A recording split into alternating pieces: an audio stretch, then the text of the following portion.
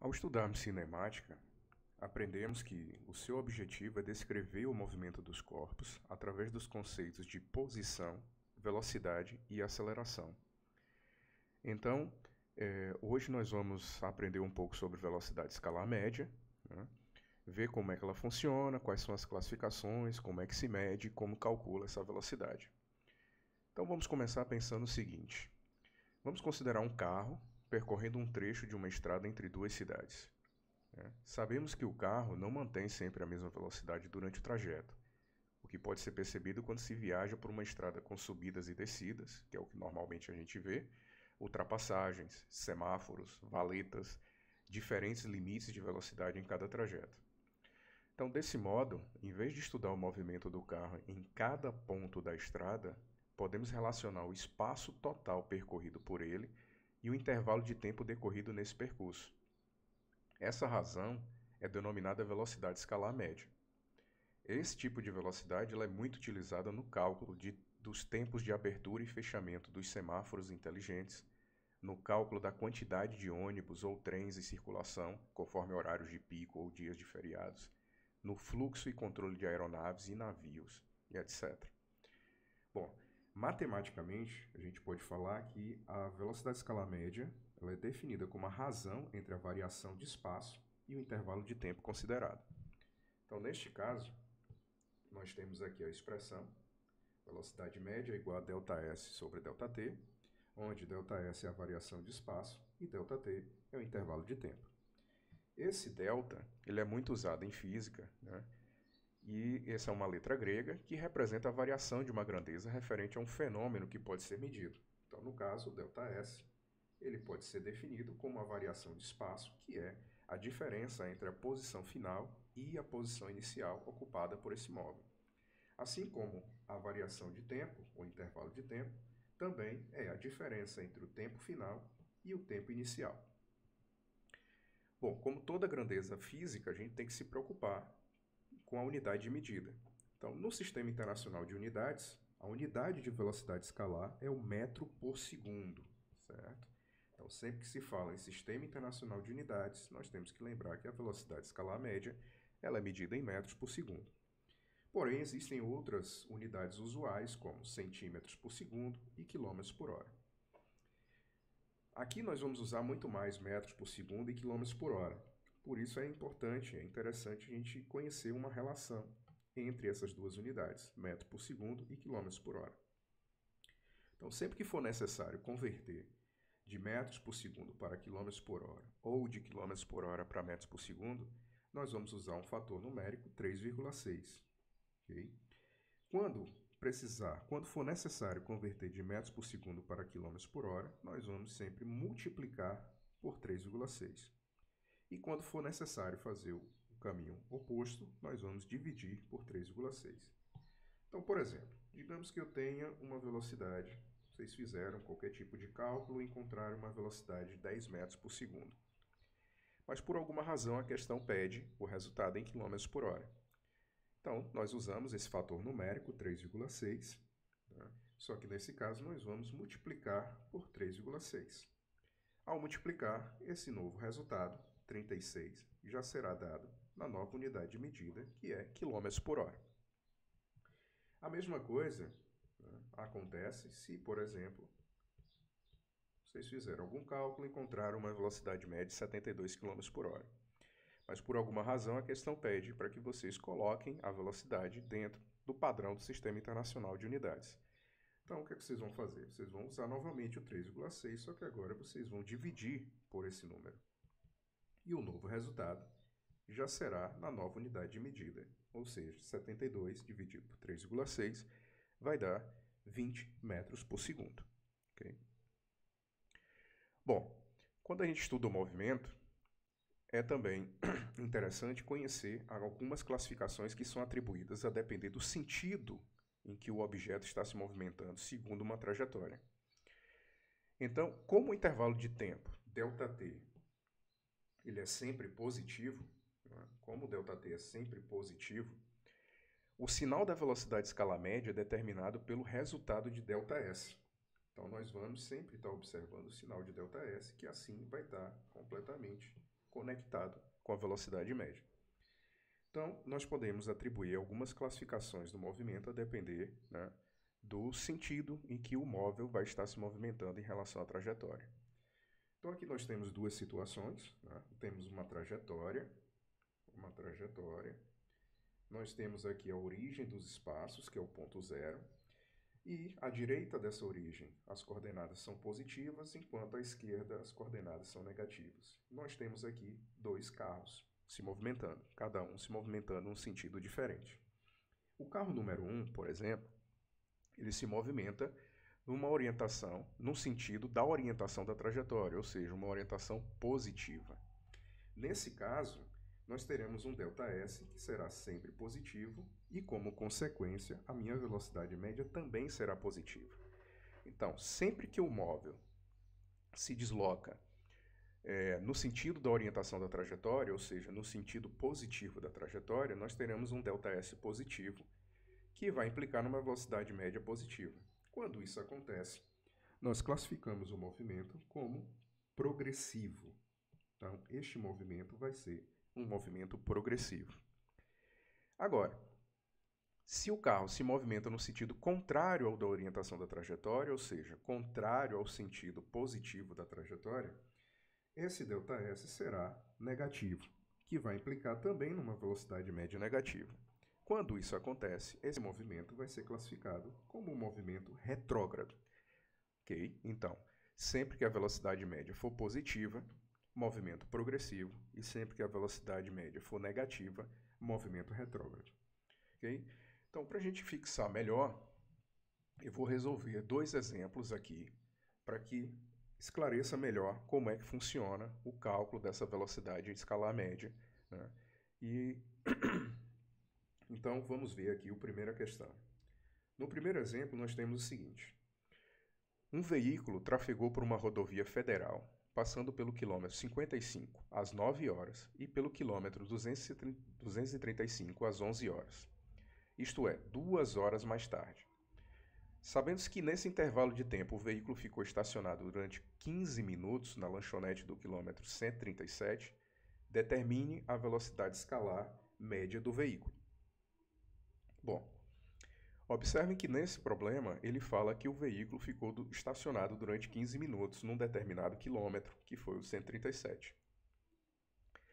Porém, sempre que a gente for calcular a velocidade escalar média, ela é calculada sobre todo o período de tempo transcorrido, sem se descontar o intervalo em que o veículo permaneceu estacionado, ok? Então, quando a gente for levar em consideração a velocidade escalar média, a gente não se preocupa, né, com esse tempo que ele levou parado. Então, o que é que a gente vai fazer aqui? Nós já sabemos que a velocidade média é determinada como ΔS sobre ΔT, que por sua vez ΔS vai ser posição final menos posição inicial, e o ΔT vai ser tempo final menos tempo inicial. Então nós temos que saber identificar muito bem todas essas informações no problema. Então vejam, observem que todo o movimento, tudo começou no quilômetro 55 às 9 horas, certo? Quilômetro 55 às 9 horas. Então isso representa o início do meu movimento, né? Onde tudo começou. Então, o quilômetro 55 representa o quê? Representa a minha posição inicial, onde eu comecei o meu movimento. E as 9 horas representa o meu tempo inicial. Então, nós podemos aqui separar posição inicial. Posição inicial é igual a 55 quilômetros. E o meu tempo inicial é igual a 9 horas. Ok? Bom, tudo isso aconteceu, como vocês já sabem, né? Não se desconta o intervalo em que o veículo permaneceu estacionado. Então, a gente passa que às 11 horas, né, ele chegou no quilômetro 235. Então, quilômetro 235 quilômetros é a minha posição final e o meu tempo final às 11 horas. Ok? Bom, como a gente já sabe, o ΔS vai ser a posição final, 235 menos 55. Então, ao subtrair essa distância, nós encontramos um ΔS que é igual a 180 quilômetros. Né? Preste bem atenção, né? Qual a unidade de medida que está sendo usada para o deslocamento. A mesma coisa nós podemos fazer para o ΔT. ΔT vai ser igual tempo final, 11 horas, menos tempo inicial, que é 9. Então, o meu ΔT vai ser igual a 2 horas. Novamente, prestem muita atenção na unidade de medida que está sendo usada para tempo. Né? Então, tendo esses valores, ΔT e ΔS, nós podemos agora calcular a velocidade média.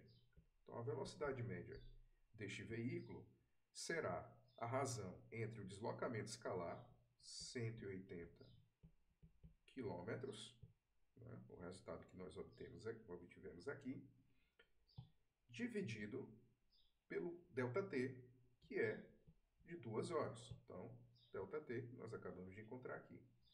Então, a nossa velocidade média será a razão desses dois valores, que vai me dar 90 km por hora.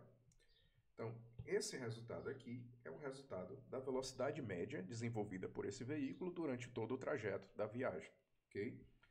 Então, vejam que a minha velocidade ela foi obtida em quilômetros por hora. Como a gente já sabe, a velocidade média ela também pode ser medida em metros por segundo, e essa unidade de medida é a medida do Sistema Internacional. Então, a gente pode aproveitar aqui esse resultado e verificar exatamente como é que a gente converteria, né, se por acaso a questão pedisse a conversão desse valor. Então, por exemplo, se fosse necessário converter essa velocidade para metros por segundo, ou seja, colocá-la no Sistema Internacional de Unidades, o que a gente precisaria fazer? A gente precisaria dividir essa velocidade, né, por 3,6. Então, ao dividir essa velocidade por 3,6, o resultado daria 25 metros por segundo. Ou seja, esse resultado é o resultado do Sistema Internacional de Unidades. Claro, como eu falei, a questão não pediu para converter essa velocidade, mas eu aproveitei para mostrar a vocês, né, um exemplo prático de como a gente pode converter essa velocidade e colocá-la no Sistema Internacional, caso seja necessário, ok? Então, vamos agora ver um segundo exemplo. Né? Nesse próximo exemplo, a questão diz o seguinte: ao passar pelo quilômetro 115 de uma rodovia, o motorista lê este anúncio: posto de abastecimento e restaurante a 12 minutos. Se esse posto de serviços está localizado no quilômetro 130, qual é a velocidade média prevista para que se faça esse percurso? Então vejam, eu quero encontrar a velocidade média, né? Então, o tempo a ser despendido é de 12 minutos. Vejam só, o tempo é de 12 minutos, ok? Porém, e o deslocamento, vejam que o deslocamento ele passa pelo quilômetro 115, mas ele pretende chegar ao quilômetro 130. Então, nós temos duas posições. Nós temos a posição inicial, que é 115 quilômetros, e temos a posição final, que é o quilômetro 130. Então, o meu deslocamento escalar será a posição final, 130, menos a posição inicial, 115. Esse deslocamento escalar vai me dar um valor de 15 quilômetros. Então, aqui é o meu deslocamento escalar e aqui é o meu intervalo de tempo. Mas vejam bem, o meu deslocamento escalar está em quilômetros, enquanto o meu ΔT está em minutos. E como vocês já viram, né, como vocês já viram, então aqui eu tenho o ΔT e aqui eu tenho meu ΔS. Mas observem que, normalmente, como eu mostrei para vocês, a velocidade ela pode ser medida em quilômetros por hora. Então, aqui nós temos que converter esse intervalo de tempo de minutos para horas, né, a fim de poder resolver a questão adequadamente. Então, aqui, o que nós vamos fazer é pegar esse tempo aqui e converter para horas. É importante lembrar que uma hora tem 60 minutos. Então, se eu quero converter de minutos para horas, eu vou pegar os 12 e dividir por 60. Ao dividir por 60, isso vai me dar 0,2 horas, ok? Então, fazendo as contas aí, eu vou encontrar esse tempo em horas, que vale 0,2 horas. Então, como a gente já sabe, velocidade média é igual a ΔS sobre ΔT. Então, a minha velocidade média será igual a ΔS 15 dividido por 0,2. Então, 15 dividido por 0,2 vai me dar um valor de 75 km por hora. Então, essa é a velocidade média que ele tem que desenvolver para que ele, dentro de 12 minutos, consiga chegar até o posto de serviços localizado no quilômetro 130. Tá ok? Então, gente, espero que tenham compreendido bem aí o que eu expliquei. E qualquer dúvida, como vocês já sabem, é só procurar os meios adequados para me perguntar e tirar qualquer dúvida, ok? Até mais.